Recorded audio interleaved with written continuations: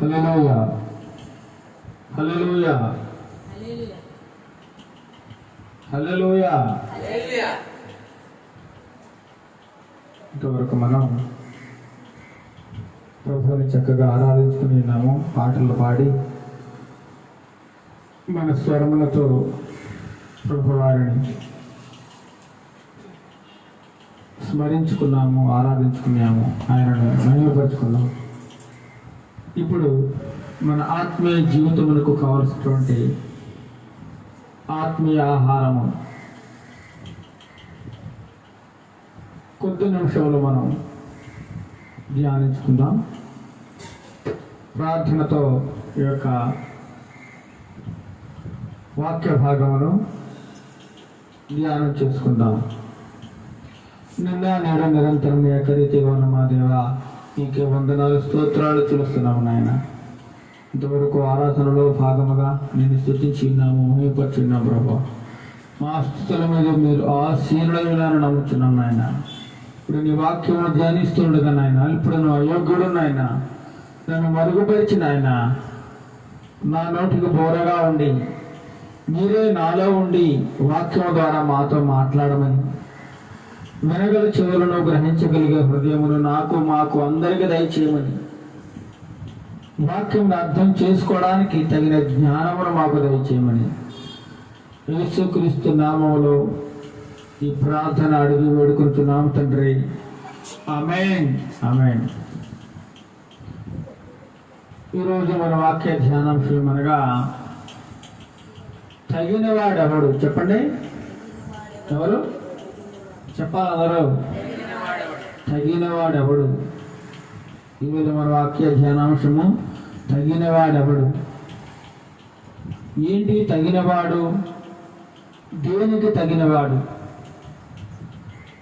ఏదైనా ఒక కార్యమును చేయాలంటే, ఒక పనిని సక్రమంగా జరిగించాలంటే దానికి తగినవాడు కావాలి. దానికి ఎవరైతే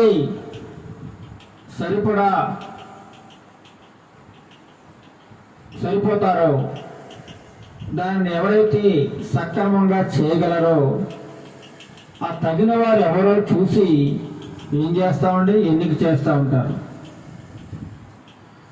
దేవాది దేవుడు కూడా దైవ గ్రంథములో అనేక మందిని తగిన వారిని ఏర్పాటు చేసుకుంటా ఉన్నాడు. తగిన వారిని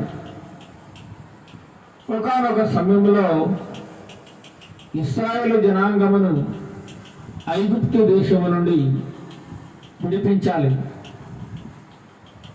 చాలామంది ఉన్నారు, చాలామంది ఇశ్రాయేలు ప్రజలలో చాలామంది నాయకులు ఉన్నారు, తెలివితేటలు కలిగిన వారు ఉన్నారు, ధర్మశాస్త్రము తెలిసిన వారు ఉన్నారు, వాక్య పరిజ్ఞానము కలిగిన వారు ఉన్నారు.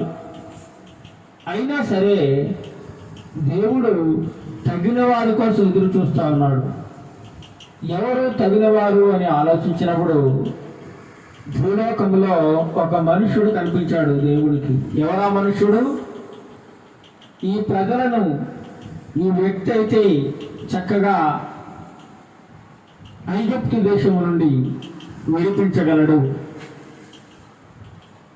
దీనికి కార్యము జరిగించడానికి ఈ వ్యక్తి మాత్రమే సరిపోతాడు అని దేవాది దేవుడు తన మనస్సులో నిశ్చయించుకుని మోషేను తగిన వాడిగా ఎన్నుకున్నాడు. ఎవరిని?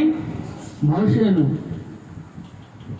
తన ప్రజలను, తనకెంతో ఇష్టమైనటువంటి ఇశ్రాయేలు జనాంగము ఐగుప్తు దేశంలో నలిగిపోతూ ఉంటే, దుర్మార్గముగా హింసింపబడుతూ ఉంటే, బానిసత్వములో మగ్గుతూ ఉంటే, వారిని రక్షించడానికి, వారిని విడిపించడానికి తగినవాడు ఎవడు అని వెతకగా దేవాది దేవునికి తగినవాడుగా మోషే కనిపించాడండి. మోషేని ఎన్నుకున్నాడు. అదే విధముగా ఒకానొక సమయంలో ఫిలిస్తీయుడైనటువంటి ఎవరండి? గొలియాతు ఇశ్రాయేలు జనాంగం మీదకి వచ్చి, మీలో ఎవరైనా నాతో యుద్ధం చేయగలరా, నన్ను ఓడించగలరా, అటువంటి మగాడు ఎవరైనా ఉన్నారా అంటే ఎవ్వరు కూడా సరిపోవడం లేదండి. ఆ ఫిలిస్తీయుడైనటువంటి గొలియాతుతో. ఆ గొలియాతును ఎదిరించడానికి ఎవడో సరిపోవట్లేదు. ఎంతమంది వచ్చినా సరే మట్టి గరిపించేస్తా ఉన్నాడు ఆ గొలియాతు. చాలా పొడవైన వాడు, చాలా బలమైన వాడు, శరీర సౌష్ఠవం కలిగిన వాడు, కండలు తిరిగినవాడు, ఒంటి చేత్తో 100 మందినైనా కొట్టగల సమర్థుడు. అంత గొప్ప బలవంతుడు ఎవరండి? గొలియాతు. మరి అలాంటి గొప్ప బలవంతుని ఎదుర్కోవాలంటే ఇశ్రాయేలు జనాంగంలో ఎవ్వరు కూడా ముందుకు రావట్లేదు. ఆఖరికి సౌలు మహారాజు కూడా గజగజ వణుకుపోయే పరిస్థితి.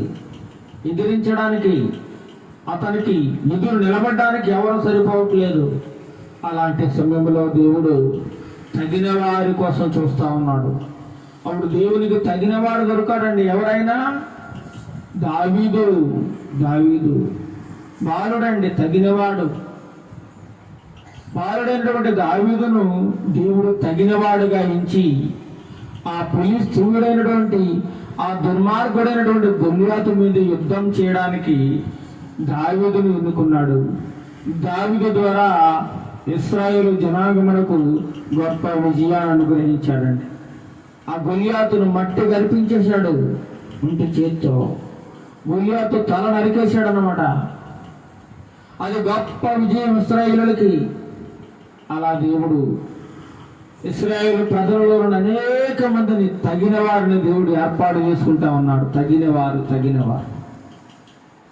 ఎన్నో వారి ద్వారా కార్యములు జరిగించిన దేవుడు చివరికి ఒకానొక సమయంలో అదే ఇశ్రాయేలు జనాంగంలో దేవుడు చూచినప్పుడు తగినవాడు ఎవడో కనిపించడం లేదని చాలా విచారిస్తున్నట్లుగా మనం చూడగలం. తగినవాడు లేడు. అందరూ ఒకేలా ఉన్నారు. చూద్దాము ఈరోజు ఆ యొక్క పాఠమును మనం ధ్యానం చేసుకుందాం. యెహెజ్కేలు గ్రంథము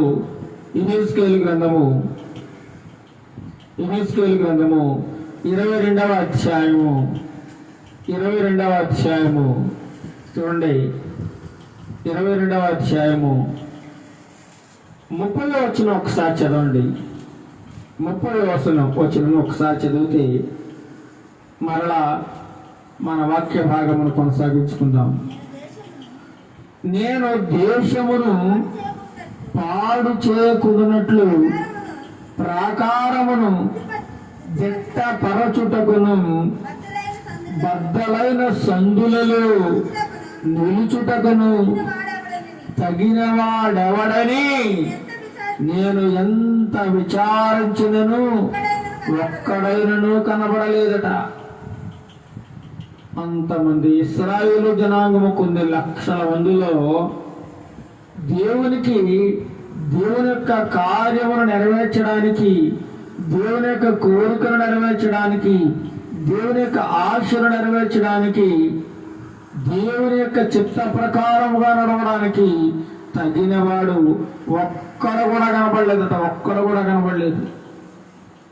మరి ఏమైపోయారు వాళ్ళందరూ? ఎలా ఉన్నారు? ఇలాంటి పరిస్థితుల్లో ఉన్నారు. యెహెజ్కేలుతో దేవుడు మాట్లాడుతూ ఉన్నాడు. ఇశ్రాయేలు జనాంగం ఏ విధంగా తయారయ్యారో, ఏ విధంగా ప్రవర్తిస్తూ ఉన్నారో వారిని గురించి దేవుడు ఇక్కడ సెలవిస్తా ఉన్నాడు. తగినవాడు లేడు. అందరూ ఒకే స్థితిలో ఉన్నారు. అందరూ దుర్మార్గులుగా ఉన్నారు. అందరూ ద్రోహులుగా ఉన్నారు. మంచివారు సైతము చెడ్డవారుగా మారిపోయారు. ప్రతి ఒక్కరు కూడా దుష్ట తలంపులు, దుష్ట ఆలోచనలు, దుర్మార్గులైపోయారట. ఎంత వెతికినా ఒక్కడు కూడా కనిపించడం లేదట. అందుచేతనే దేవుడు ఇంకా ఒక నిర్ణయానికి వచ్చేసాడు. ఏంటి ఆ నిర్ణయము? దేశమును పాడు చేసేస్తాను, దేశమును ఇంకా నాశనం చేసేస్తాను. యెరూషలేముని ఈ ప్రాకారాన్ని దిట్టపరచుటకు, కాపాడడానికి యెరూషలేమును నేను పాడు చేయకుండా ఆపగలిగే మనుషుడు ఒక్కడు కూడా కనిపించడం లేదు. ఒక్కరు కూడా కనిపించడం లేదు. ఆ బద్దలైనటువంటి సందులలో నిలుచుటకు తగినవాడు ఎవడైనా దొరుకుతాడని ఎంత వెతికినా ఎంత విచారించినా ఒక్కడు కూడా కనబడలేదట. ఒక్కడు కూడా కనబడలేదు దేవుని దృష్టిలో. ఎలాంటి పరిస్థితుల్లో జీవిస్తున్నారో చూడండి. ఈనాడు కూడా అనేక మంది తమ ఇష్టానుసారముగా జీవిస్తూ ఉన్నారు. తమకు నచ్చినట్లుగా బ్రతుకుతూ ఉన్నారు. తమ ఆశలను కోరికలను నెరవేర్చుకునే పనిలో బిజీ అయిపోయి ఉన్నారు తప్ప దేవుడు ఉన్నాడు అనే సంగతిని మరిచిపోయి ఏమాత్రము భయము భక్తి లేకుండా తమకు నచ్చినట్లుగా హాయిగా బ్రతికేస్తూ ఉన్నారు చాలా మంది. అలాంటి పరిస్థితుల్లో దేవుడు దేశమును నాశనం చేయాలని అనుకుంటా ఉన్నాడట. ఎందుకని? ప్రజలను బట్టి, ప్రజలు చేస్తున్నటువంటి భయంకరమైన నీచమైన కార్యములను బట్టి దేవుడు దేశాన్ని పాడు చేయాలనుకుంటున్నాడు. మరి దేశాన్ని ఈరోజు దేశం పాడైపోతుంది, దేశం నాశనం అయిపోతుంది అంటే కారణం ఏంటండి? ప్రజలు, నాయకులు, అధికారులు సక్రమమైన పద్ధతులు లేదు, సరైన న్యాయం జరిగించడం లేదు. అధికారులే దుర్మార్గంగా ప్రవర్తిస్తే ఇంకా ప్రజల పరిస్థితి చూడండి ఎలా ఉంటుంది. న్యాయాన్ని చెప్పవలసిన వారే అన్యాయంగా మాట్లాడుతుంటే ఇంకా న్యాయానికి చోటు ఎక్కడని చెప్పండి. అందరూ ఒకేలా బ్రతుకుతూ ఉన్నారు, ఒకే పద్ధతిలో జీవిస్తూ ఉన్నారు. అందుచేతనే దేవుడు దేశమును పాడు చేయాలనుకుంటున్నాడు. ఈరోజు మన దేశము కాపాడబడాలంటే, దేశము నాశనం అయిపోకుండా ఉండాలంటే మనం ఏం చేయాలండి? దేశములో తగిన వారిని దేవుడు నిలబెట్టుకోవాలి. దేశంలో నీతి న్యాయములను జరిగించేవారు కావాలి. దేశంలో యథార్థమైన హృదయము కలిగిన వారు కావాలి. దేశంలో దేవుని యందు భయభక్తులు కలిగినటువంటి నాయకులు, ప్రజలు కావాలి. అలాంటి వారు ఉన్నప్పుడు దేశము సురక్షితముగా కాపాడబడుతుంది. దేశమును దేవుడు ఇంకా పాడు చేసే ఆలోచన కూడా దేవునికి రాదండి. అయితే ఆ యొక్క ఇశ్రాయేలు దేశములో ఆ యూదా జనాంగం వారు చేస్తున్న కార్యములు ఎలా ఉన్నాయో ఇక్కడ చూద్దాం. 23వ చదవండి. 22వ అధ్యాయం యెహెజ్కేలు 23 నుంచి మనం చదివినట్లయితే అక్కడ కొన్ని మాటలు అక్కడ యెహెజ్కేలు ప్రవక్తతో దేవుడు మాట్లాడుతూ ఉన్నాడు. మరియు యెహోవా వాక్కు నాకు ప్రత్యక్షమై ఇలాగు సెలవిచ్చును. దేవుడు మాట్లాడుతూ ఉన్నాడట. యెహెజ్కేలు ప్రవక్త గారితో దేవుడు మాట్లాడుతూ ఉన్నాడు. ఓ యెహెజ్కేలు, నువ్వు ఇశ్రాయేలు జనాంగముతో నేను చెప్పిన మాటలు వారికి చెప్పు అంటున్నాడు. ఏమని? నరపుత్రుడా. ఏమంటున్నాడు? నరపుత్రుడా, ఓ నరులారా, నరమాత్రులారా, యెరూషలేమునకు నీవి మాట ప్రకటింపుము. ఈ మాట చెప్పు. యెరూషలేము జనాంగానికి ఈ మాట చెప్పు. ఇంకా చదవండి. నీవు పవిత్రము కాని దేశమువై ఉన్నావు. చూడండి, యెరూషలేము ఎంత సుందరమైన పట్టణం అండి, అందమైన పట్టణం అండి. సొలొమోను మహారాజు యెరూషలేములో బంగారు దేవాలయమును, శృంగార మందిరాన్ని నిర్మించాడండి. యెరూషలేము చుట్టూ పచ్చని తోటలు, పంటలు పండే పచ్చని ఆహ్లాదకరమైన వాతావరణం, ఎత్తైన ప్రదేశము, కొండ మీద కట్టబడినటువంటి గొప్ప పట్టణం యెరూషలేము.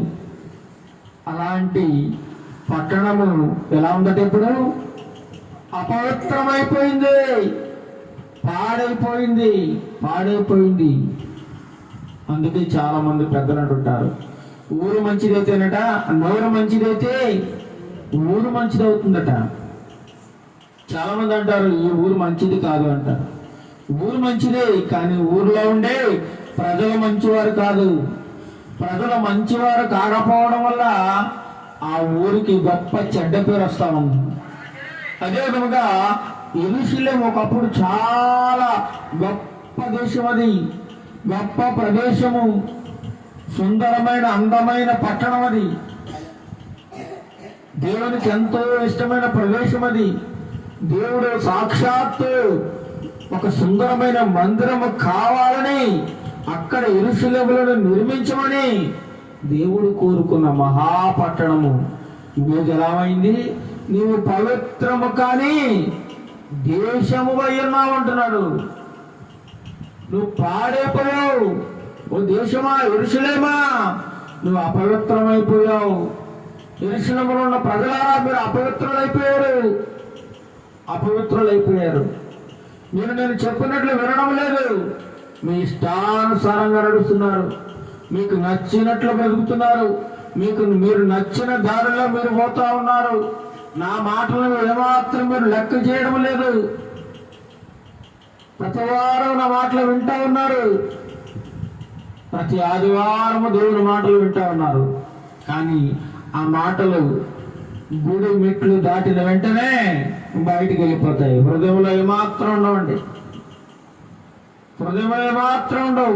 ఒకవేళ హృదయంలో ఉన్నట్లయితే ఎందుకు ఈ అపవిత్రమైన కార్యములు జరుగుతాయి చెప్పండి? ఎందుకు అపవిత్రమైన మాటలు నోట్లోంచి వస్తాయి? ఎందుకు ఈ దుర్మార్గమైన పనులు చేస్తారు? దేవుని వాక్యము హృదయములో లేకపోవడం చేతనే ఇవన్నీ జరుగుతూ ఉన్నాయి. దేవుని యొక్క భయము లేకపోవడం చేత, దేవుని యొక్క వాక్యము హృదయంలో లేకపోవడం చేత యెరూషలేము అపవిత్రమైన దేశం అయిపోయిందని దేవుడు మాట్లాడుతున్నాడు. నీవు పవిత్రము కాని దేశము అయి ఉన్నావు. చెప్పు, ఓ యెహెజ్కేలు, యెరూషలేము ప్రజలతో నువ్వు మాట్లాడు, నేను చెప్పినట్లుగా చెప్పు అని మాట్లాడుతూ ఉన్నాడు దేవుడు. సాక్షాత్తు దేవుడే మాట్లాడుతున్న మాటలు. ఉగ్రత దినమందు, చదవండి, ఉగ్రత దినమందు నీకు వర్షము రాదు. నీ మీదకి ఉగ్రత వచ్చేస్తుంది. ఎందుకు ఉగ్రత? నీవు చేసిన పనులను బట్టి. దేవుడు ఎంతగానో ఓర్చుకుంటూ ఉన్నాడు, భరిస్తూ ఉన్నాడు, సహిస్తూ ఉన్నాడు. ఆయన ఎంత సహించినా వారు ఇంకా రెచ్చిపోతా ఉన్నారు. ఇంకా పాపంలో మునిగి తేలుతా ఉన్నారు. వారి ఇష్టమైన జీవితాన్ని వారు నచ్చినట్లు బతుకుతూ ఉన్నారండి. ఏమాత్రము దేవుడు అంటే లెక్క లేదు, భయం లేదు, భక్తి లేదు. అందుకే వారి మీదకి దేవుడు ఉగ్రత రాబోతా ఉన్నాడు. ఉగ్రతను పంపించబోతా ఉన్నాడు. ఆ ఉగ్రత దినములో నీకేం రాదట? వర్షం రాదు. వర్షం రాకపోతే ఏమవుతుందండి? పంటలు పండవు, తినడానికి ఆహారం ఉండదు, త్రాగడానికి నీరు ఉండదు. అప్పుడు ప్రజలు ఏమైపోతారు? ఆకలితో అలమటించి దాహములకు నీళ్లు లేక చచ్చిపోయే అవకాశం ఉందండి. దేవుడు ఉగ్రత దినమున మీకు వర్షం రాదు, ఓ యెరూషలేము ప్రజలారా అంటున్నాడు. చూడండి, మన దేశంలో కూడా, ప్రపంచ దేశాల్లో కూడా ఒక భయంకరమైన వ్యాధి దేశాన్ని అతలాకుతలం చేసేసిందండి. ఏంటి ఆ వ్యాధి? Corona virus. ప్రపంచాన్ని భయభ్రాంతులకు గురి చేసిన భయంకరమైన వ్యాధి. ఎన్నో కొన్ని లక్షల మంది ప్రజలు పిట్టల్లా రాలిపోయారండి, పిట్టల్లాగా. ఎందుకు వచ్చింది వ్యాధి? ఎందుకు వచ్చింది? అనేక దేశాల్లో దేవుని గురించిన భయం లేదు, దేవుని గురించిన భక్తి లేదు, దేవుడంటే లెక్క లేదు. అందుచేతనే దేవుడు రకరకాల వ్యాధులను పంపించి, రకరకాల తెగుళ్లను పంపించి మనుషులను నాశనం చేస్తా ఉన్నాడు. ఉగ్రత దినమందు నీకు వర్షము రాదంటున్నాడు. యెరూషలేము ప్రజలారా, మీరు వర్షం కోసం ఎదురు చూస్తూ ఉంటారు. మీరు పంటలు పండించాలని అనుకుంటా ఉన్నారు, కానీ మీకు వర్షం చుక్క కూడా రాదు. వర్షాన్ని నేను బంధించేస్తా ఉన్నాను అంటున్నాడు దేవుడు. అందులో ప్రవక్తలు కుట్ర చేస్తున్నారండి. ప్రవక్తలు అనగా దేవునికి మనుషులకు మధ్యవర్తులుగా ఉంటారు. వాళ్ళు దేవునితో మాట్లాడుతూ ఉంటారు. వాళ్ళ ప్రవక్తలు ఆ దేవుడు ప్రవక్తలతో మాట్లాడుతుంటారు.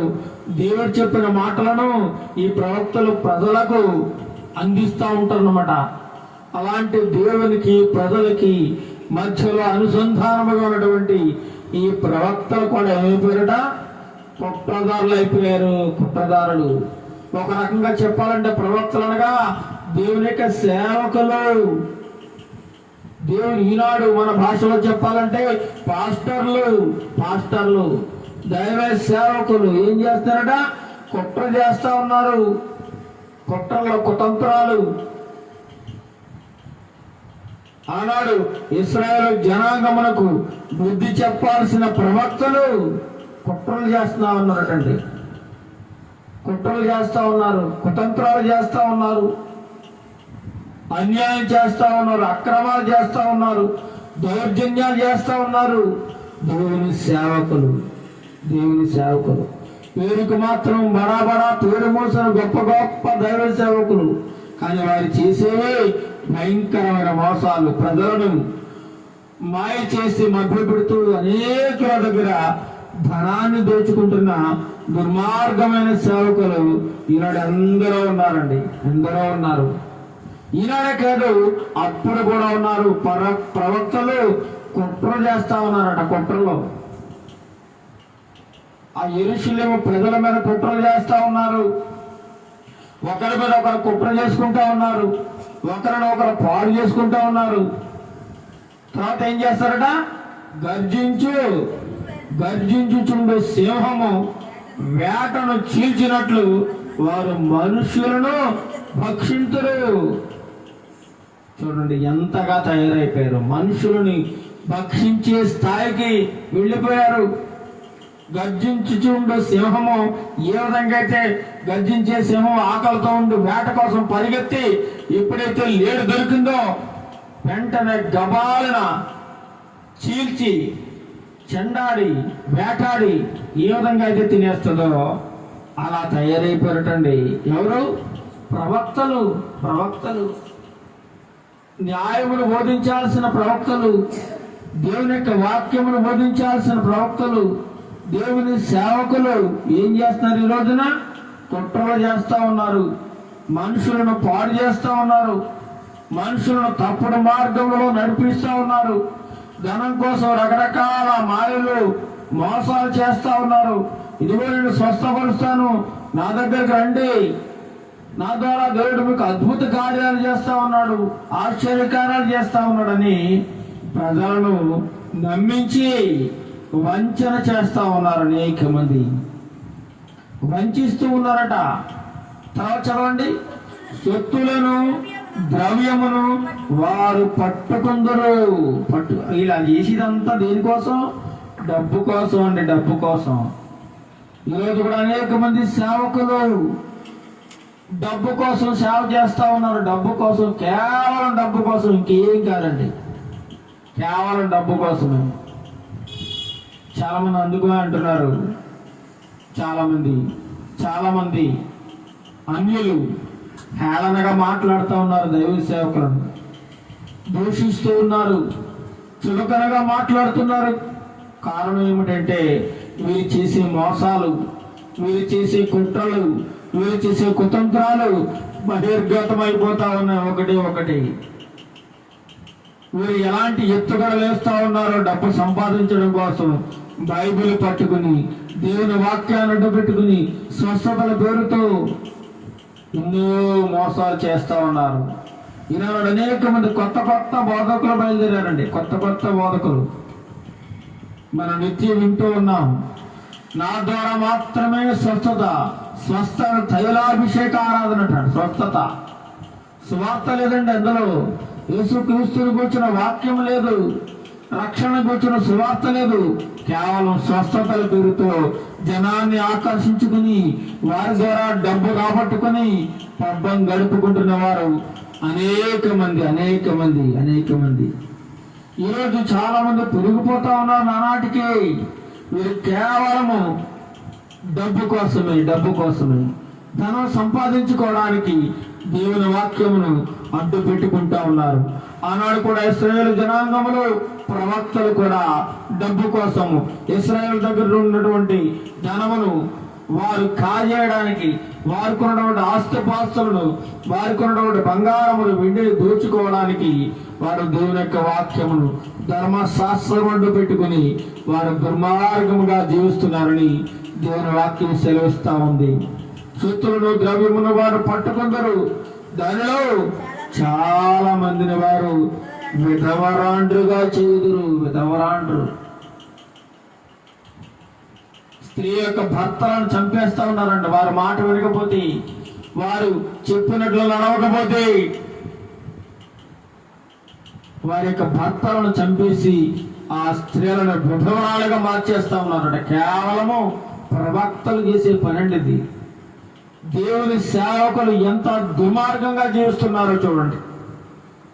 దేవుని పేరిట వారు ప్రవక్తలుగా బయలుదేరి దేవుని నామాన్ని అవమానపరుస్తూ, ఏమాత్రమో దేవుడంటే భయము భక్తి లేకుండా కేవలం ధనమే ధ్యేయంగా పెట్టుకుని దేవుని వాక్యాన్ని వంకరబాధ చేస్తూ, వక్ర రీతిలో బాధిస్తూ, ప్రజలను అయోమయానికి గురి చేస్తూ, ప్రజల యొక్క అవసరాలను గుర్తెరిగి వారికి ఏమి కావాలో స్వస్థత అవసరమైంది కాబట్టి స్వస్థత నేను చేయగలను, నా దగ్గర స్వస్థత ఉంది, నాలో దేవుడు ఉన్నాడు, నాలో మాత్రమే దేవుడు ఉన్నాడు, నా ద్వారా ఈ కార్యం దేవుడు జరిగించగలడని అనేక మంది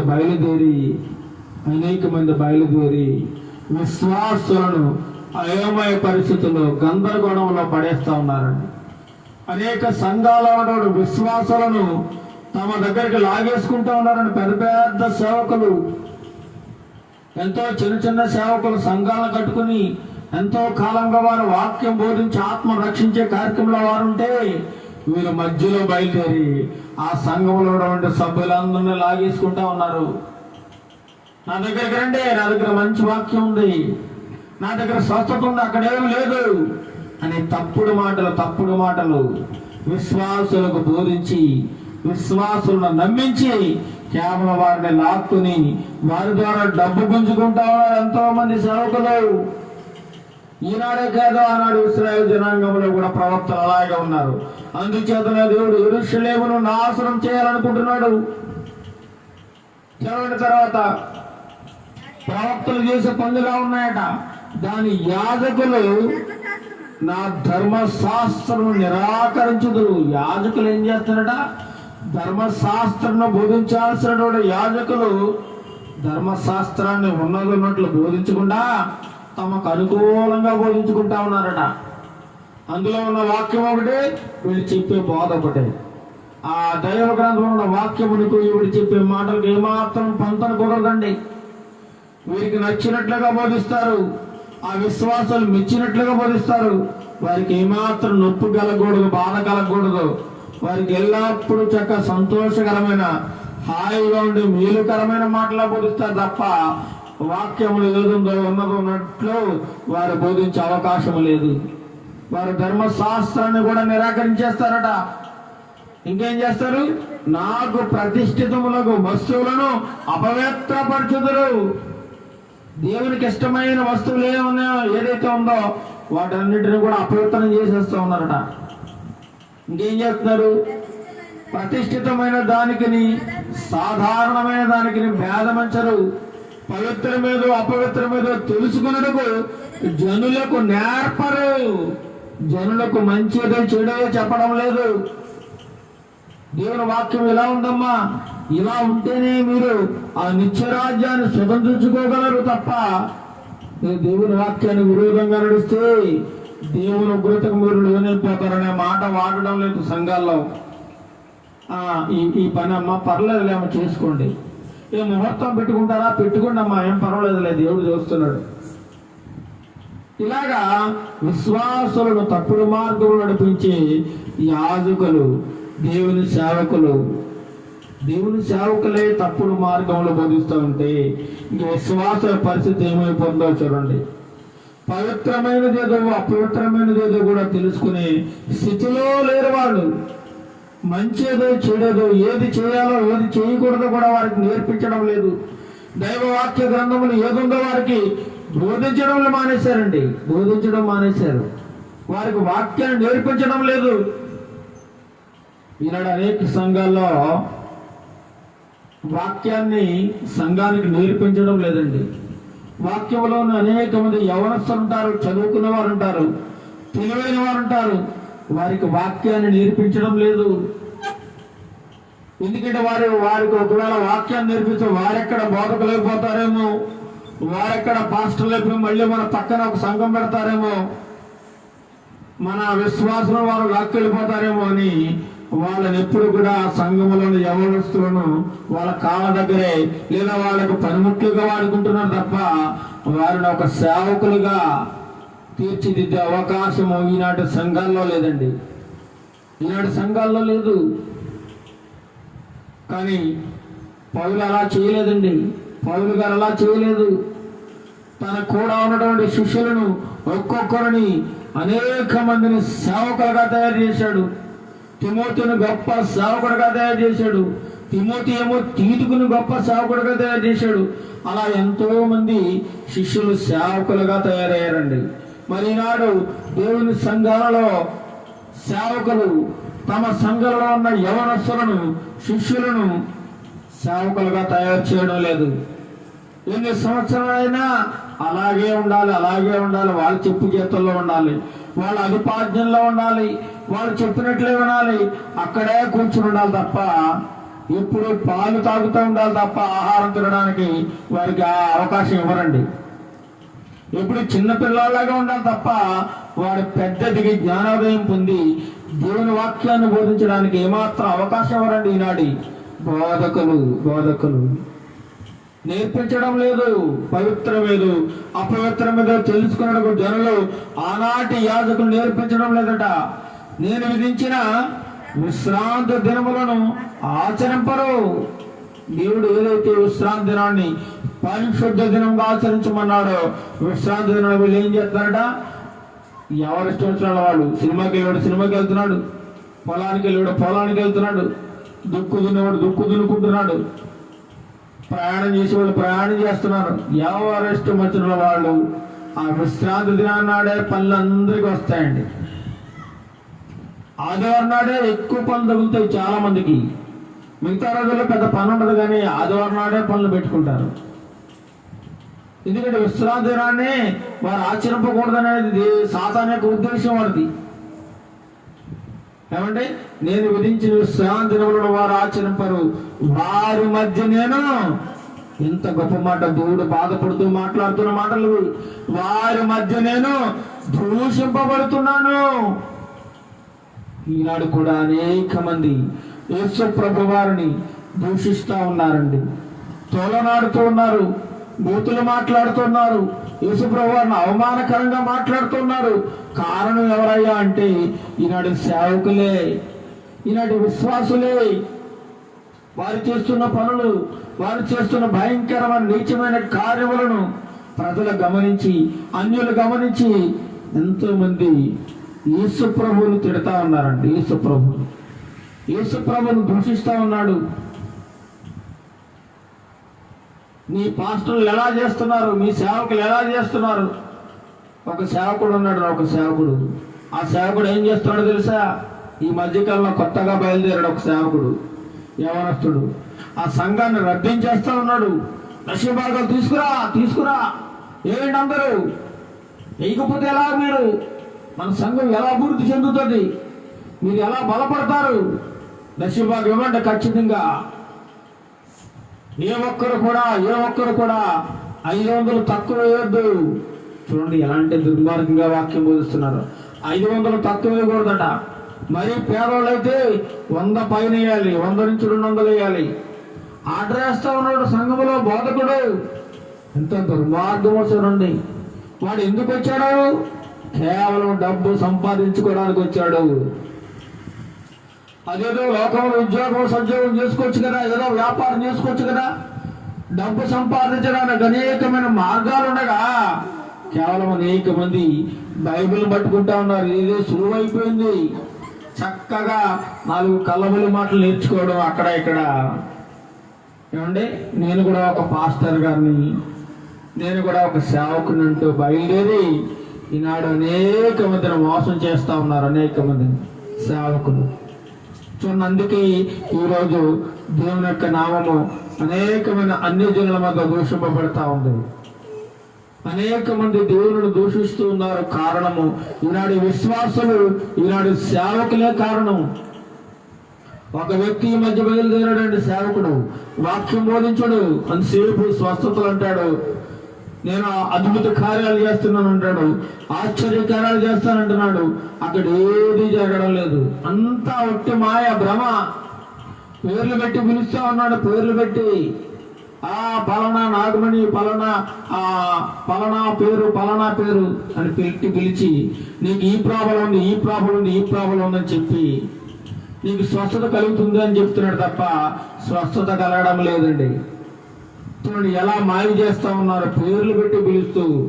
వాళ్ళు నిజంగా విశ్వాసులు ఏమనుకుంటున్నారు, అయ్య బాబు నా పేరు పెట్టి పిలిచేశారు, ఈ అయ్యగారు గొప్ప దేవుడు, అయ్యగారిలో దేవుడు ఉన్నాడు అని చెప్పి ఎంతో మంది మోసపోయి తమ కొనటువంటి విలువైన కానుకని ఆ యొక్క మోసగాడి చేతులు పెట్టేస్తా ఉన్నారండి.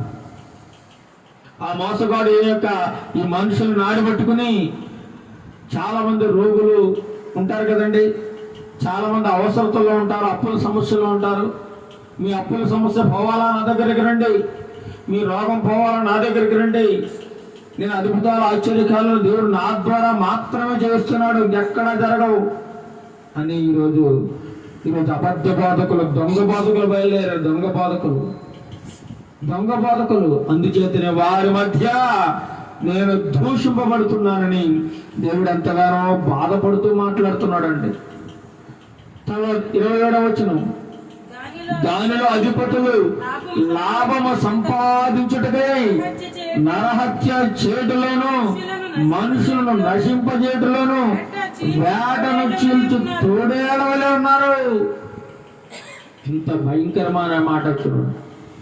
అవసరమైతే మనుషులు చంపేయడానికి కూడా వెనకాడడం లేదట. మొన్న ఒక తెలంగాణలో ఒక సంఘంలో పాస్టర్లు కొట్టేసుకుంటా ఉన్నారు, పాస్టర్లు ఫైటింగ్ చేస్తూ ఉన్నారు.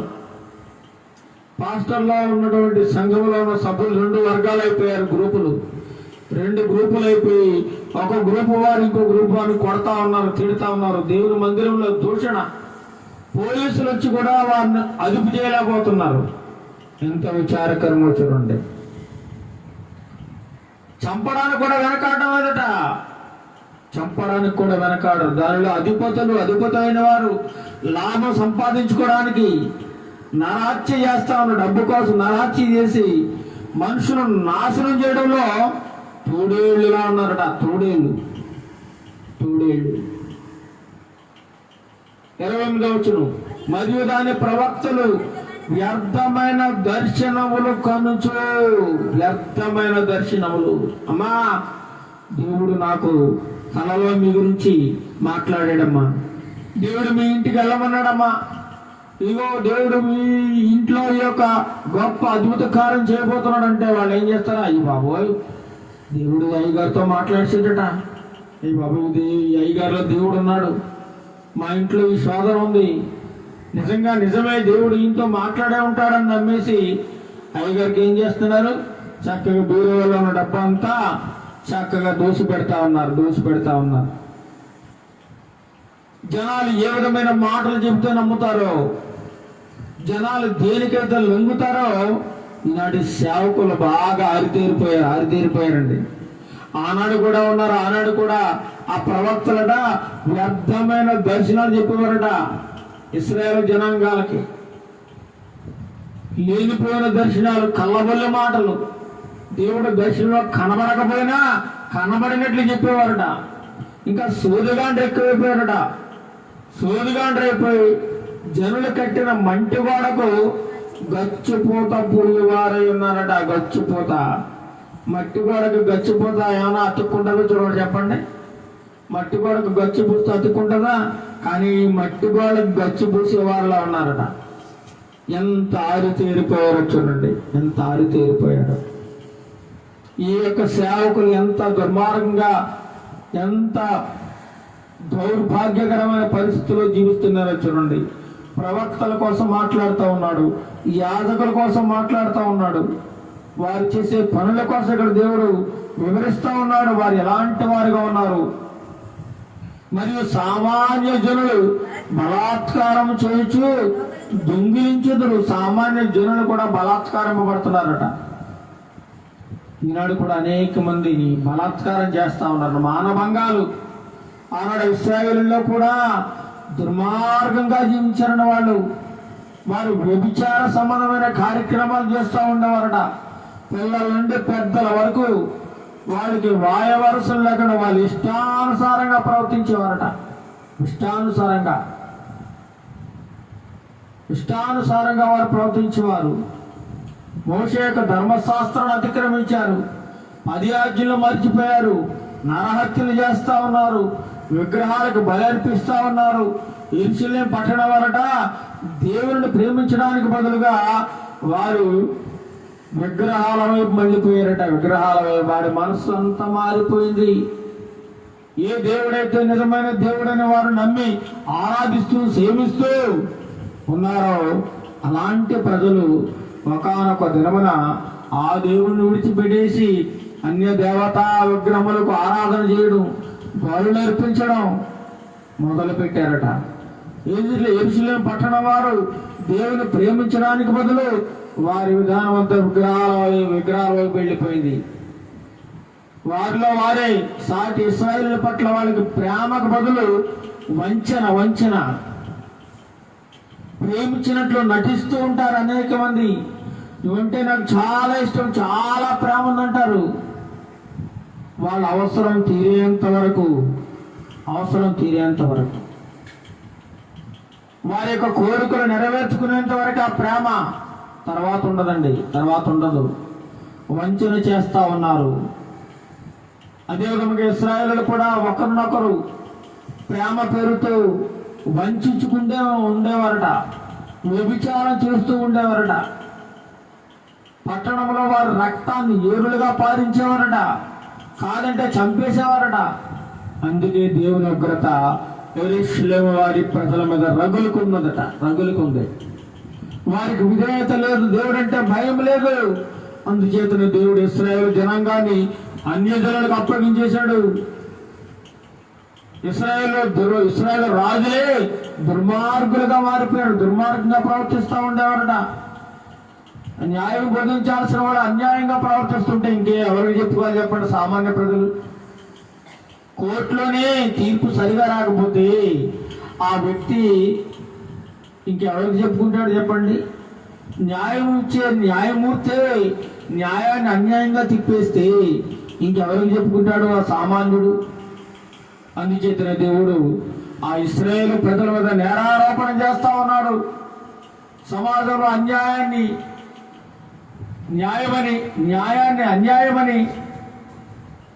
అన్యాయంగా తీర్పు తీరుస్తా ఉన్నారట. బలహీనుల్ని, పేదవారిని దయాదాక్షిణ్యాలు లేకుండా శిక్షిస్తూ వేధిస్తూ ఉన్నారట. తండ్రి లేని వారిని, విధవరాలను చాలా బాధ పెడుతూ ఉన్నారట. విశ్రాంతి దినాన్ని పాడు చేస్తూ ఉన్నారట, కొండేలు పెట్టుకుంటూ ఉన్నారట. కామ వికారమైన చేష్టలు, వాటికైతే అంతూ పొంతూ లేదట. భయంకరమైన విగ్రహారాధన, భయంకరమైన వ్యభిచారం ఇశ్రాయేలు ప్రజలు చూస్తూ ఉండేవారు. అలాగైతే వ్యభిచారం విచ్చలవిడిగా చేసేవారట. వ్యభిచారం, కొంతమంది తమ తండ్రి మానాచ్ఛాదనను తీసివేస్తూ ఉండేవారు. అన్నగా అంటే తమ తండ్రి ఉన్నాడు అనుకోండి, అందులో అప్పట్లో యజమానులకు ఇద్దరు భార్యలు, 3 భార్యలు ఉండేవారు. అందులో ఒక తల్లి కడుపున పుట్టిన కుమారుడు ఇంకొక తల్లి, అంటే తనకు జన్మనివ్వకపోయిన తల్లి ఉంటుంది కదా, తన తల్లిని తల్లి కాదని అనుకుని పాడు చేస్తూ ఉండేవారట. సొంత తండ్రి యొక్క భార్యని. ఎంత దుర్మార్గులు చూడండి. ఏమంటే సొంత తల్లిని కాక సవితి తల్లి కుమారుడు తండ్రికి అవమానిస్తూ ఉండేవారట. దుర్మార్గులుగా జీవిస్తూ ఉన్నారండి వాళ్ళు, దుర్మార్గులు. చూడండి 29వ వచనం. మరియు సామాన్య జనులు బలాత్కారం చేసి దొంగిలించుదురు, వారు దీనులను దరిద్రులను హింసించుదురు, అన్యాయంగా వారు పరదేశులను బాధించుదురు, అందుచేతనే అంట నేను దేశంలో పాడు చేస్తాను. ఇలాంటి దుర్మార్గుల్ని ఇంకా నేను చూస్తూ చూస్తూ ఊరుకోవాలా అని దేవుడు ఎంతగానో బాధపడుతూ యెహెజ్కేలు ప్రవక్తతో మాట్లాడుతున్నాడు. నువ్వు చెప్పు వాళ్ళకి, వాళ్ళ దుర్మార్గాన్ని వాళ్ళకి తెలియజేయి, వాళ్ళ ప్రవర్తన ఎలా ఉందో ఒకసారి వాళ్ళకి చెప్పు. కనువిప్పు కలుగుతుందేమో, వాళ్ళు ఎవరైనా నిలబడతాడేమో, తగినవాడు ఎవరైనా దొరుకుతాడేమో అని దేవుడు చూస్తా ఉన్నాడు. నేను దేశమును పాడు చేయకూడనట్లు ప్రాకారమును దిట్టపరచుటకును బద్దలైన సందులలో నిలుచుటకును తగినవాడు ఎవడైనా ఉన్నాడా అని దేవుడు ఎంత విచారించనను ఒక్కడైనను కనబడలేదు. అందరూ దుర్మార్గులైపోయారు. ప్రజలు అలాగే ఉన్నారు, యాజకులు అలాగే ఉన్నారు, ప్రవక్తలు అలాగే ఉన్నారు, దేవుని వాక్యం బోధించే వాళ్ళు అలాగే ఉన్నారు, విశ్వాసులు అలాగే ఉన్నారు. టోటల్గా సంఘం అంతా కరప్షన్తో నిండిపోయింది. ఇంకా మంచి ఎక్కడ చెప్పండి? మంచి లేదు. అందుకే అంటున్నాడు, ఒకవేళ ఈ యొక్క దేశం యెరూషలేమును పాడు చేయకుండా ఉండాలంటే దాని పక్షంగా నిలబడే నాయకుడు ఎవడన్నా ఉన్నాడా? వారిని సరైన మార్గం నడిపించే నాయకుడు ఎవడైనా ఉన్నాడా అంటే ఎవడ కనిపించడం లేదు దేవునికి, ఎవడ లేడు. అందుచేత 31వ వచనం చదవండి. కావున నేను నా క్రోధమును వారి మీద కుమ్మరింతును. ఎవడ కనబడతలేదు, ఎవడ కనిపించడం లేదు. ఈనాడు కూడా క్రైస్తవ్యాన్ని అపాసు పాలు చేస్తున్నవారు, క్రైస్తవ్యాన్ని నవ్వుల పాలు చేస్తున్నవారు, క్రైస్తవ్యాన్ని అన్యుల మధ్య అవహేళన చేస్తున్నవారు ఎంతో మంది ఉన్నారు. సేవకులు అనబడిన వారు వాక్యాన్ని వక్రీకరించి తను లాభం సంపాదించుకోవడానికి, తను ఆస్తుపాస్తులను కూడగట్టుకోవడానికి దేవుని వాక్యమును ఉపయోగించుకుంటూ ఉన్నాడు. ధనము సంపాదించుకోవడానికి వాక్యాన్ని, బైబిల్ను ఉపయోగించుకుంటూ ఉన్నాడు. ఆనాడు కూడా ఇశ్రాయేలు జనాంగములో ప్రవక్తలు, యాజకులు అదే విధంగా నడిచారు. అందుచేతనే యెరూషలేము మీదకు ఉగ్రత రాబోతూ ఉంది. నా క్రోధమును వారి మీద కుమ్మరింతును, వారి ప్రవర్తన ఫలము వారి మీదకి రప్పించి నా ఉగ్రత అగ్ని చేత వారిని దహితును. ఏం చేస్తారట? కాల్చి పారేస్తానంటున్నాడు. కాల్చి పారేస్తానంటున్నాడు. ఎంత విచారకరమో చూడండి. అదేవిధంగా ఒకనాడు సొదొమ గొమొర్రా ప్రజలు కూడా వెచ్చలవిడి దుర్మార్గము, వెచ్చలవిడి శృంగారము, వెచ్చలవిడి వ్యభిచారము, అహంకారము, భయంకరమైన పాపములు చూస్తూ ఉండేవారండి సొదొమ గొమొర్రా. దేవుడు ఏం చేశాడు? చూశాడు. వీళ్ళు ఇంకా ఎప్పటికైనా మారతారంటే ఎప్పటికే మారే పరిస్థితి లేదు. వారు ఎప్పటికే మార్పు చెందేలా లేరు వారు. అందుచేతనే దేవుడు ఆకాశము నుండి అగ్ని గంధకాలను కురిపించి ఏమండి ఆ సొదొమ గొమొర్రా పట్టణాలను మొత్తము అగ్ని చేత కాల్చేసాడండి. మనుషులు మలమల మాడిపోయారు, జంతువులు మలమల మాడిపోయాయి, పశువులు, గొర్రెలు, మేకలు, గొడ్లు అన్ని సమస్తము కాలిపోయి బూడిదైపోయాట. ఈరోజు సొదొమ గొమొర్రా పట్టణంలో ఏమండి ఒక్క మొక్క కూడా మొలదట. ఒక్క మొక్క, అంతగా భూమి కాలిపోయింది. ప్రచండమైన అగ్ని చేత దేవుడు దహించేశాడు. చూడండి దేవుని కోపం ఎంత కోపమో. దేవుని కోపాన్ని నువ్వు తట్టుకోగలవా? ఇంకా నా ఇష్టం అని లోకంలో నువ్వు నీ ఇష్టానుసారంగా బ్రతుకున్నట్లయితే దేవుని కోపానికి గురికాక తప్పదు, దేవుని యొక్క ఆగ్రహానికి గురికాక తప్పదు.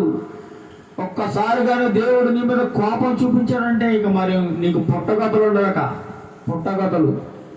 అందుచేతనే దేవుడు సెలవిస్తా ఉన్నాడు. కావున నేను నా క్రోధమును వారి మీద కుమ్మరింతును, ఇశ్రాయేలు జనాంగం మీద చెప్తా ఉన్నాడు. వారి ప్రవర్తన ఏం బాలేదు,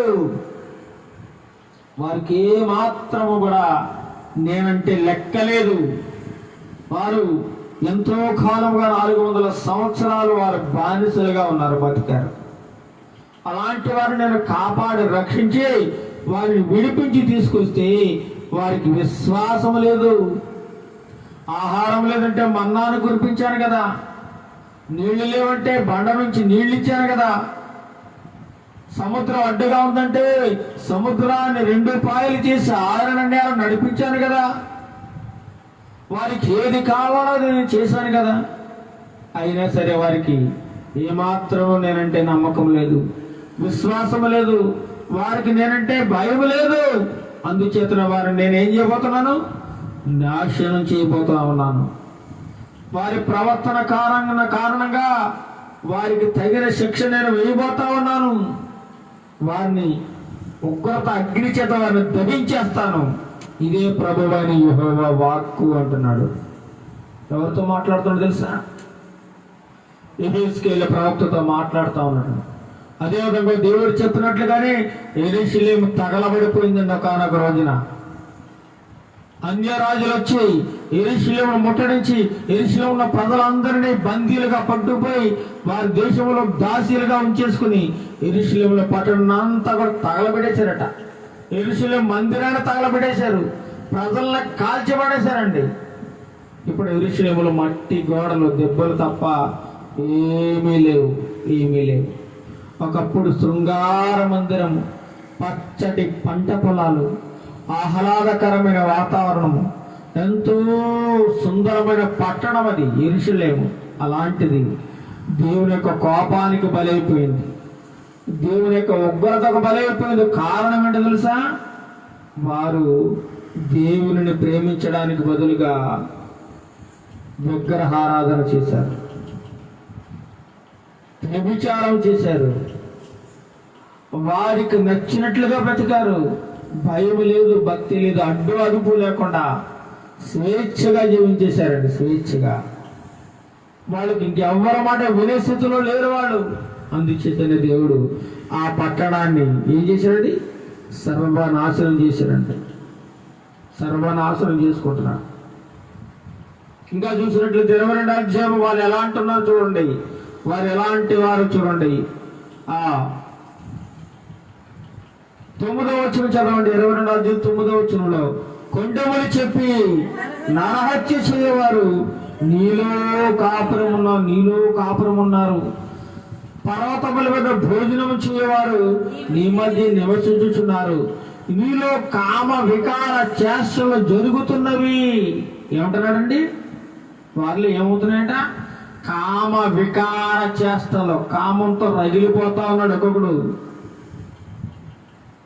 పిల్లలకి అదే కామం, పెద్దోళ్ళకి అదే కామం. మొన్న ఒక పేపర్లో చూసాం, 75 సంవత్సరాల వయసు అడుగుకి ఇంకా రేపు మాపు చేస్తాడు వాడు. అలాంటి వాడు కూడా ఒక చిన్న పాపను పాడు చేసి చంపేశాడండి. ఎంత విచారకరమో చూడండి. మొన్న ఒక యవన స్త్రీని ఒక దుర్మార్గుల గుంపు మానభంగం చేసి చంపేశారండి. చూడండి ఎంత దుర్మార్గంగా ఉందో దేశము. దేశంలో ఎలాంటి మనుషులు ఉన్నప్పుడు ఇక దేశం వర్ధిల్తుందో చెప్పండి, దేశం ఎటుపోతుందో చెప్పండి. స్వాతంత్రం వచ్చి 78 సంవత్సరాలైనా ఇప్పటికీ స్త్రీలకు స్వాతంత్రం లేదు. అర్ధరాత్రి ఒంటరిగా మహిళ వెళ్ళాలంటే చాలా భయంకరం, చాలా దారుణకరమైన పరిస్థితుల్లో ఉన్నారు. ఎందుకంటే వారి చూపులు కామ వికారంతో కూడిన చూపులు. నీలో కామ వికార చేష్టం జరుగుతుండేవి అంటున్నాడు. యెహెజ్కేలు గ్రంథం 22వ అధ్యాయం 9వ వచనంలో మాట్లాడుతున్నాడు. తమ తండ్రి మానాచ్ఛాదనము తీయవారు నీలో ఉన్నారు. తమ తండ్రి ఉన్నాడు. తమ తండ్రికి 2 భార్యలు అనుకోండి. అందులో ఒక భార్య కొడుకు ఇంకొక భార్య కూతురుని పాడు చేస్తా ఉన్నాడు, లేదా ఇంకొక భార్యని పాడు చేస్తా ఉన్నాడు. ఎంత విచారకరమో చూడండి. అశుచి బహిష్టి అయిన స్త్రీని జరుపువారు నీలో కాపురం ఉన్నారు. ఒకడు తన పొరుగువాని భార్యను కూడి హేయక్రియలు చేరును. మరొకడు కామాతురుడే తన కోడలను అపవిత్రపరచును. మామగారట కోడల మీద కన్నీసి కోడలను పాడు చేస్తున్నాడు. చూస్తున్నాం కదా ఎంత దారుణం. దేవుడు మాట్లాడుతున్నాడు. ఏ మాట నా మాటలు కాదు. ఆ ఇశ్రాయేలులో ఎలాంటి దుర్మార్గులు ఉన్నారో చెప్తా ఉన్నాడు యెహెజ్కేలు ప్రవక్త ద్వారా. నీలో జనులు తండ్రి కుమార్తెకు తమ సహోదరుని చెరుపుదురు, ఎవరండి? తన తండ్రి కుమార్తె చెల్లిని కూడా చెరిపోవాలి. ఇంకా నన్ను మరిచిపోయి నరహత్యకై లంచము పుచ్చుకున్న వారు నీలో ఉన్నారు.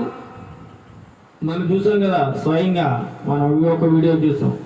స్వయాన తండ్రి అండి, తన భార్య చనిపోయిందట. తన భార్య చనిపోయి 6 నెలలు అవుతుంది. తనకు ఒకగానొక కుమార్తె ఉంది. ఒక 20-22 సంవత్సరాలు ఉంటాయి ఆ కుమార్తెకు. ఆ కుమార్తెను తను కని పెంచి పెద్ద చేసిన కుమార్తెను ఆ తండ్రి వివాహం చేసుకుని ఆ కుమార్తెలో కాపురం పెట్టడానికి సిద్ధమైపోయాడు. ఎంత విచారకరం వచ్చారంటే చూడండి. అప్పట్లో జరిగింది ఇశ్రాయేల్ కాలంలో, మళ్ళీ ఇప్పుడు కూడా అదే కార్యక్రమం జరుగుతూ ఉన్నాయండి. ఏమండి? నన్ను మర్చిపోయి నరహత్యకై లంచం పుచ్చుకున్న వారు నీలో ఉన్నారు. అప్పిచ్చి వడ్డీ పుచ్చుకొని నీ పొరుగు వారిని బాధించుచు నీవు బలవంతముగా వారిని దోచుకుంటున్నావు అంటున్నాడు. ఎలాంటి వారు ఉన్నారు చూడండి. ఎలాంటి వారు అందుచేతనే దేవుని ఉగ్రత నీ మీద రగ్గులు కాకముందే నీ మనసు మార్చుకో, నీ పద్ధతి మార్చుకో, నీ మాట తీరు మార్చుకో. దేవుడు యొక్క ఉదయకాల సమయంలో మనందరికీ ఈ వాక్యము ద్వారా ఒక హెచ్చరిక జారీ చేస్తా ఉన్నాడు. యెరూషలేమును దేవుడు తుద ముట్టించేశాడంతే. ఎందుచేత? వారి యొక్క పనులు, వారి యొక్క చేసే అలవాట్లు, వారి యొక్క పద్ధతులు దుర్మార్గంగా ఉన్నాయండి, దుర్మార్గంగా. అందుచేతనే దేవుడు వారిని భయంకరంగా శిక్షించేశాడు, భయంకరంగా. చూద్దామా చివరిగా హోషేయ గ్రంథము దేవుని సేవకులు ఎలా ఉన్నారో చూద్దాం. హోషేయ గ్రంథము 6వ అధ్యాయము 9వ వచనం. హోషేయ గ్రంథము 6వ అధ్యాయం 9వ వచనం. హోషేయ బందిపోటు దొంగలు పొంచి ఉండినట్లు యాజకులు పొంచి ఉండి శిఖము మార్గములో నరహత్య చేసేదురు. ఎవరట? యాజకులు. దేవుని మందిరంలో యాజకత్వం జరిగించే యాజకులు, సేవకులు ఎలా మారిపోయాట? బందిపోటు దొంగలు పొంచి ఉండినట్లు యాజకులు పొంచి ఉండి శిఖము మార్గంలో నరహత్య చేస్తున్నారట. ఇంకా చదవండి. వారు ఘోరమైన కాముకత్వం జరిగించేవారైనారు. వారి యాజకులు ఎలాంటి వారే ఉన్నారట? యాజకులు అనగా దేవుని సేవకులు కామంతో కళ్ళు మూసిపోయిన వారుగా ఉన్నారట. ఎంత గొప్ప మాటలు దేవుడు రాయించాడు చూడండి. మీకా గ్రంథము 3వ అధ్యాయము 11వ వచనం చదవండి. మీకా గ్రంథము 3వ అధ్యాయము 11వ వచనం. జనుల ప్రధానులు లంచము పుచ్చుకొని తీర్పు తీర్చుదురు. ప్రధానులట వారి యాజకులు కూలికి బోధించారట వాక్యాన్ని. కూలికి డబ్బులు కూలి తీసుకుని వాక్యం చెప్పాలి మీకు. ఈనాడు కూడా కూలికి బాధకులు తయారైపోయారండి. ఒక సేవకుడు ఉన్నాడు. ఒక సేవకుడు గొప్ప సేవకుడు, గొప్ప ప్రసంగాలు చేస్తా ఉంటాడు. పెద్ద సభల్లో వాక్యం బోధిస్తూ ఉంటాడు. ఒకానొక రోజున ఒక సేవకుడు, అయ్యా నేను మీటింగ్ ఏర్పాటు చేసుకుంటున్నాను, మీరు వాక్యం చెప్పడానికి రావాలయ్యా అన్నట. సరే వస్తాను. 3 రోజులకి ఎంత ఇస్తావు? 3 రోజులకి ఎంత ఇస్తావు? 3 రోజులకి 50,000 అవుతుంది. మరి తట్టుకోగలవా? ఇవ్వగలవా? అయ్యా నేను అంత తెచ్చుకోలేనయ్యా. మరి పేద సంఘము ఎంతోమంది ఉండరు, 5-10 మంది కంటే విశ్వాసులు ఉండరు. ఏదో ఊరందరికీ సువార్త ప్రకటించాలని నేనే నా సొంత డబ్బుతో ఈ కార్యక్రమాన్ని చేస్తా ఉన్నాను అంటే, అబ్బాయి కుదరదు. 10 మంది 20 మంది ఉంటే సంఘానికి నేను రాను. మినిమం అక్కడ సభలో 50,000 మంది ఉండాలి. ఎంతమంది ఉండాలట? 50,000 మంది ఉండాలంట. ఆయనకి 3 రోజులకి 50,000 కానుక ఇచ్చుకోవాలట. అంటే దేవుని వాక్యాన్ని ఏం చేస్తే ఇక్కడ దేవుడు రాయించడం లేదా? వారు యాజకులు కూలికి బోధించరు. మీకా గ్రంథము 3వ అధ్యాయము 11వ వచనం చదవండి. జనుల ప్రధానులు లంచం పుచ్చుకుని తీర్పు తీర్చుదురు. వారి యాజకులు కూలికి బోధించరు. ప్రవక్తలు ద్రవ్యము కొరకు సోది చెప్పుదురు. సోదే ఏం చేస్తారట? ద్రవ్యము కొరకు సోదే. డబ్బు కోసం దేవుడు మీ ఇంటికి వెళ్ళమన్నాడు, మీతో ఇలా మాట్లాడమన్నాడు, మీ కుటుంబంలో ఎలా జరుగుతుందట, అలా జరుగుతుందట, మీకు దేవుడు స్వస్థత ఇచ్చేస్తాడు, మీకు నీ కూతురికి వివాహం జరిగిపోద్ది, మీ ఇంట్లో రోగం పోతుంది. ఇలాంటి లేనిపోయిన మాటలు దేవుడు చెప్పమన్నాడని చెప్తారు. దేవుడు మాట్లాడింది లేదు, వీడితో ఏదీ లేదు, అంత అబద్ధం.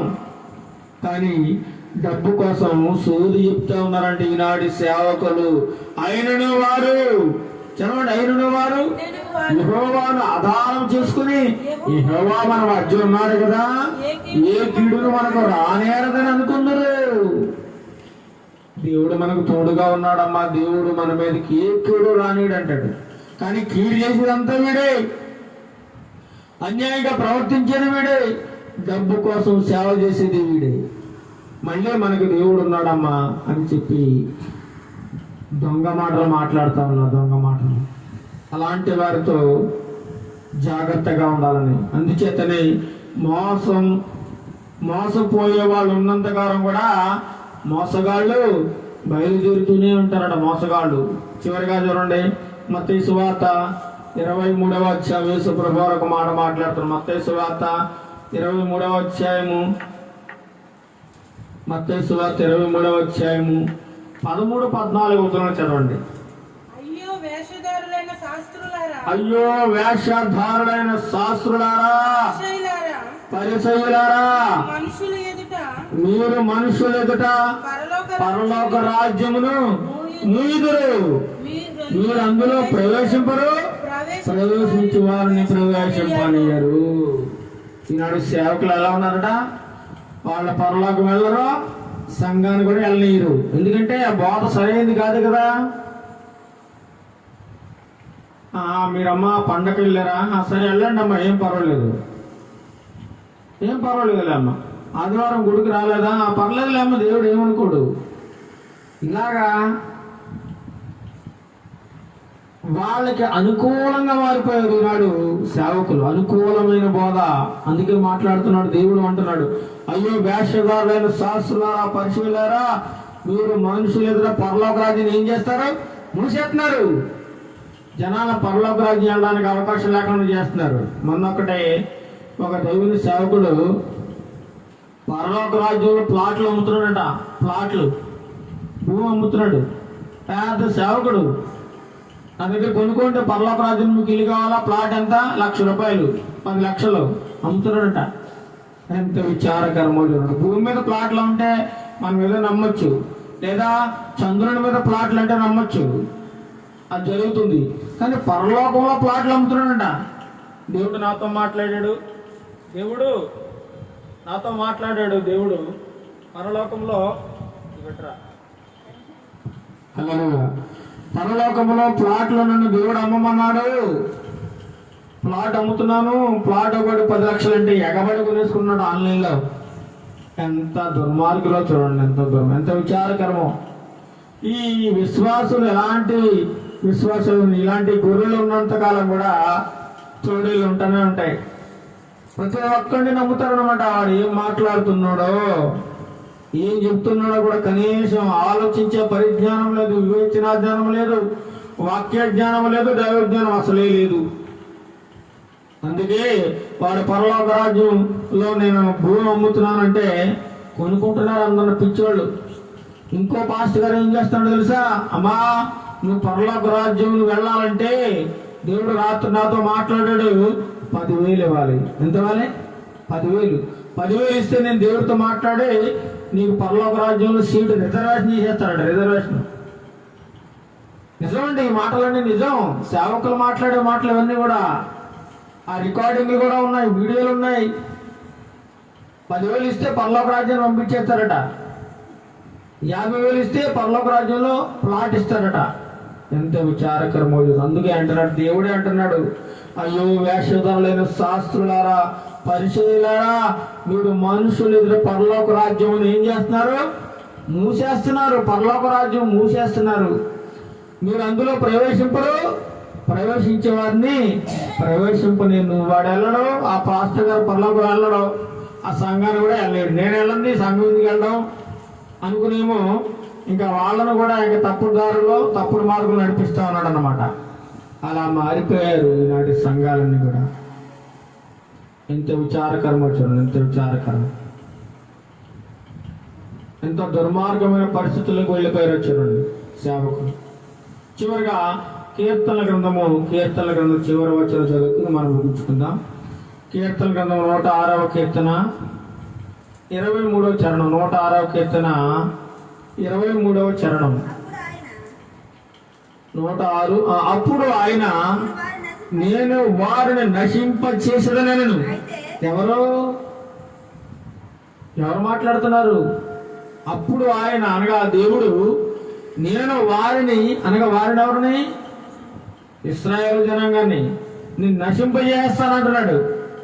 అయితే ఆయన వారు నశింపజేయకూడనట్లు ఆయన కోపము చల్లార్చుటకై ఆయన ఏర్పరచుకున్న మోషే ఆయన సన్నిధిని నిలిచి అడ్డుపడను. దేవుడు కోపం వచ్చేసిందంట. ఇశ్రాయేలు జనాంగం చేస్తున్న కార్యాలు చూసి వీళ్ళకి నాశనం చేసేస్తాను మోషే అని దేవుడు మాట్లాడితే, అయ్యో ప్రభువా వీళ్ళని నాశనం చేయొద్దు, నేను బతుకుండగా వీళ్ళని పాడు చేయొద్దు, నాశనం చేయొద్దు. ఒకవేళ వాళ్ళని నాశనం చేసేలా ఉంటే ముందు నన్ను చంపేయి, నా ప్రజలను మీరు నాశనం చేయొద్దని వాళ్ళ పక్షంగా మోషే దేవునికి అడ్డుపడ్డాడటండి. ఎంత గొప్ప నాయకుడు వచ్చాడు. అందుచేతనే దేవుడు మోషేని ఎన్నుకున్నాడు.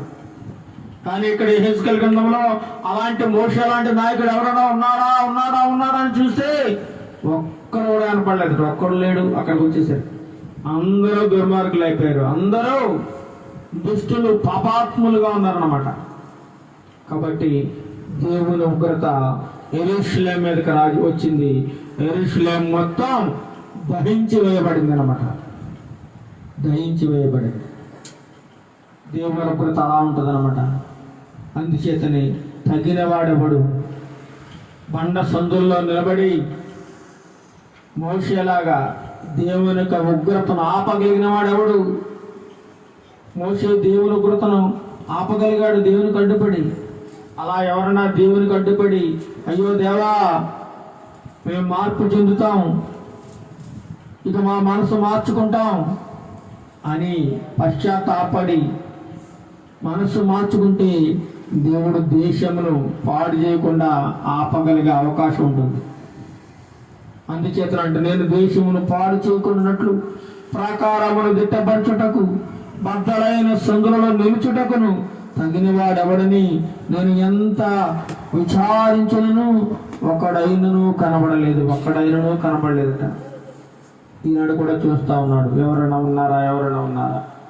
యథార్థంగా నీతిగా బ్రతికేవారు, దేవుని చిత్తాన్ని నెరవేర్చేవారు ఎవరైనా ఉన్నారా అని దేవుడు వెతుకుతూ ఉన్నాడు. నువ్వు ఉన్నావా? నేనున్నానా? మనమే పరిశీలన చేసుకోవాలి.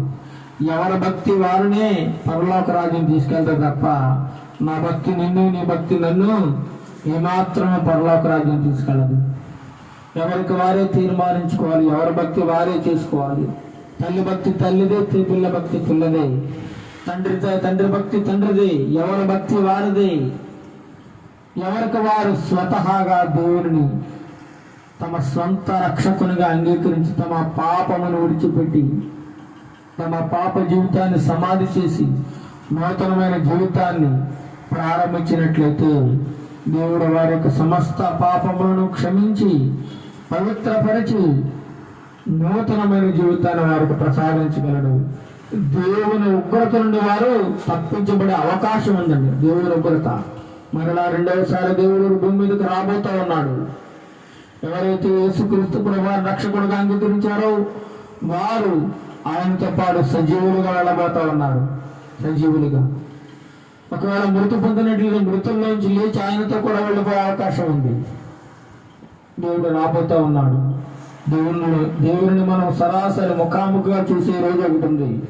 అందుచేత ఈ వాక్యం ఉన్న ప్రియ సహోదరులందరూ మెలకువ కలిగి ఈ లోక ఆశలను విడిచిపెట్టి దేవునికి నమ్మకమైన సాక్షిగా జీవించినట్లయితే ఆ ఉన్నతమైన రాజ్యాన్ని పొందుకునే అవకాశం మనందరికీ ఉంది. అట్ట కృపను దేవుడు మనందరికీ దయచేయును గాక. ఆమేన్. ప్రార్థన చేసుకుందాం. మహాగణుడు మహోన్నతుడైన మా ప్రియ తండ్రి, నీకే వందనాలు స్తోత్రాలు చెల్లిస్తున్నాం నాయన.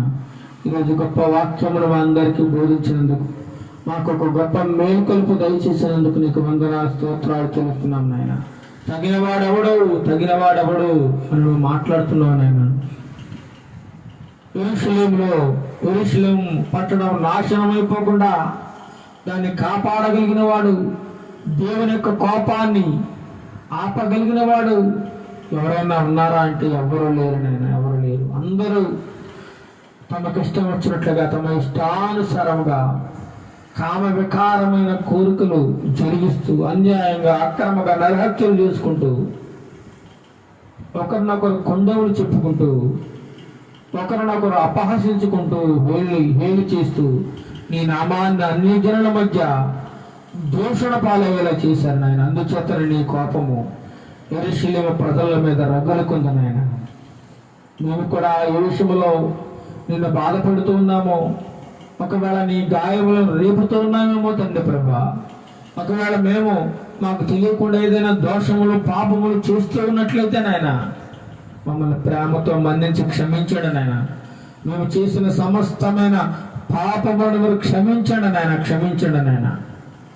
ఎవరైతే ఇంకను పాపములు జీవిస్తున్నారో వారందరి వాక్యములు విని మార్పు చెందడానికి ఒక గొప్ప అవకాశం దయచేయండి నాయన.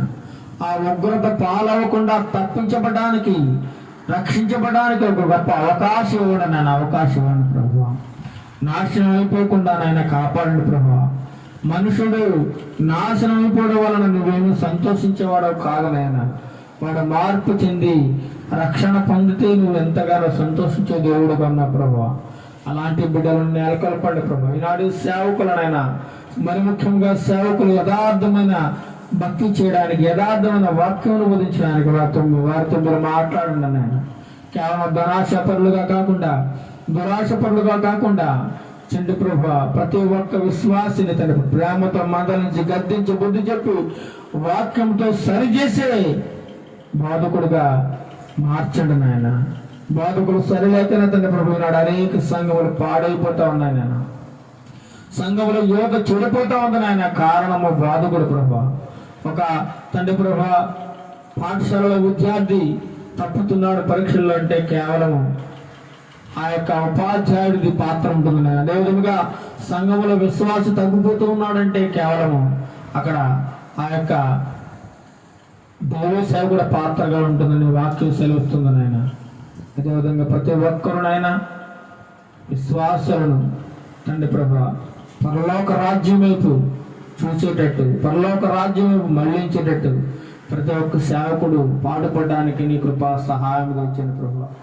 అందుకనే మీరు అనేకులు బాధకులు కాకుండా, బాధకులైన మీకు మరి కఠినమైన తీర్పు ఉంటుందని నువ్వు ఆనాడే సెలవిచ్చావు ప్రభా. నీ వాక్యం ఉన్నట్లుగా బోధించడానికి, ఎటువంటి స్వలాభము సంపాదించుకోకుండా తండ్రి ప్రభు దేవుని కోసం ఖర్చు పెట్టడానికి, అనాథాల కోసం, పేదల కోసం, దిక్కులేని వారి కోసం ఖర్చు పెట్టడానికి ఈనాటి సేవకులకు దాతృత్వం దయచేయండి ప్రభు. మంచి మనసు దయచేయండి ప్రభు. సంఘాన్ని ప్రేమించే మనసు, సంఘ విశ్వాసులు పడ్డ ప్రేమ, దయ, ఆప్యాయత, వారి కష్ట సుఖాలలో పాలు పంచుకునే గొప్ప మనసు దయచేయండి నాయన. విశ్వాసులను దీవించండి, సేవకులను దీవించండి, సంఘమును దీవించండి నాయన. ఈ చేపూరు గ్రామం కొరకు ప్రార్థన చేస్తున్నాను. ప్రతి ఒక్క కుటుంబాన్ని మీరు జ్ఞాపకం చేసుకోండి. నూతనంగా ఎన్నిక కాబడిన నాయకులను, అధికారులను, ప్రభుత్వాన్ని మీరు జ్ఞాపకం చేసుకోండి ప్రభు. సరైన పరిపాలన ప్రతి ఒక్కరికి నైనా న్యాయం జరగడానికి నీ కృప సహాయం చేయండి. పక్షపాతం లేని పరిపాలన జరగడానికి నీ కృప చూపించండి ప్రభు. మా దేశ ప్రజలు రక్షించండి ప్రభు. దేశంలో నాశనం కాకుండా కాపాడండి ప్రభు. యెరూషలేము నాశనం అయిపోయింది ప్రభు. అదేవిధంగా మా దేశం నాశనం కాకూడదు నాయన. మా దేశంలో ప్రజలు మీరు రక్షించండి ప్రభు. ప్రజలు రక్షించండి నాయన. నాశనం అయిపోకుండా కాపాడండి ప్రభు. కాపాడండి నాయన. ఘనత, మహిమ, ప్రభావాలు మీరే పొందుకోండి నన్ను. అల్పుడు నా యోగుడును దీనులను తండ్రి ప్రభు. నన్ను, నా కుటుంబాన్ని జ్ఞాపకం చేసుకోండి. వాక్యాన్ని చక్కగా బోధించినందుకు మీకు వందనాలు నాయన. వాక్యం ద్వారా మాతో మాట్లాడేందుకు వందనాలు ప్రభావ. ఇటువంటి వాక్యమును విని మనసులు మార్చుకుని అనేక మంది నీ వైపు తిరగడానికి, రక్షణ పొందడానికి, ఈ మాట విని ఒక్కరో రక్షించబడినా చాలు నాయన. ఒక్క రక్షించబడినా చాలు. పరలోకంలో ఎంతగానో సంతోషిస్తావు నాయన. మాకు కావాల్సిన మంద కాదు నాయన, మనుషులు కాదు ప్రభు. వారి మనసు మార్చితే చాలు, వారి మనసు మారితే చాలు నాయన. వారు మార్పు చెందితే అంతే చాలు నాయన. అటువంటి కృపను మా ప్రియబిడ్డలందరికీ దయచేయమని, ఘనత మహిమ ప్రభావాలు మీరే పొందుకోమని, నన్ను నా కుటుంబాన్ని జ్ఞాపకం చేసుకోమని, నా పరిస్థితులను జ్ఞాపకం చేసుకోమని, సమస్త ఘనత మహిమ మీరే పొందుకోమని నజరేయుడైన యేసుక్రీస్తు నామమున ప్రార్థిస్తున్నాం తండ్రి. ఆమేన్, ఆమేన్. పరలోకమందున మా తండ్రి, నీ నామం ప్రస్తుతపరచబడును గాక, నీ రాజ్యం వచ్చును గాక, నీ చిత్తం పరలోకమందున నెరవేర్చున్నట్లు భూమి మీద నెరవేరును గాక. మాకు కావలసిన అనుదిన ఆహారం నేడు మాకు దయచేయము. మా రుణస్థులను మేము క్షమించిన ప్రకారం మా రుణములను క్షమించము. మమ్మల్ని శ్రోతల నుండి తేకీళ్ళ నుండి తప్పించము. ఎందుకంటే రాజ్యము, బలము, మహిమ నిరంతరము నీవైనావు తండ్రి. ఆమేన్. నా తండ్రి దేవుని ప్రేమయు, మన ప్రభువైన యేసుక్రీస్తు ప్రభుల వారి యొక్క కృపయు, పరిశుద్ధాత్మ దేవుని యొక్క అన్యోన్య సహవాసము ఇప్పుడు ఎల్లప్పుడూ సదాకాలము మా దేశములకు, దేశ ప్రజలందరికీ, ప్రపంచ దేశములో ఉన్న ప్రజలందరికీ సదా తోడేండు నడిపించును గాక. ఆమేన్, ఆమేన్, ఆమేన్. అందరికీ వందనములు. Praise the lord.